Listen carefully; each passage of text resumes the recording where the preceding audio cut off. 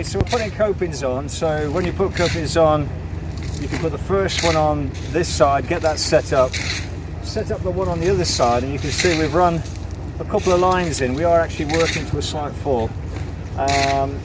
You can butt at the end if you want to. It just gives you something that you can point into afterwards. I'm just going to put it. The thing that happens sometimes is these lines ping, and if you're not careful you can lay them too low. So you can see this is a little bit high there. So what I'm going to do is to support that end and just give that a little bit of a tap, just to bring that into the right height. Okay, we're just using like a 5-in-1 for this, but obviously if it's for rain and frost and that, you might go to 1 to 4 and sometimes 1 to 3 just to get that. So that's just one way of putting your copings on.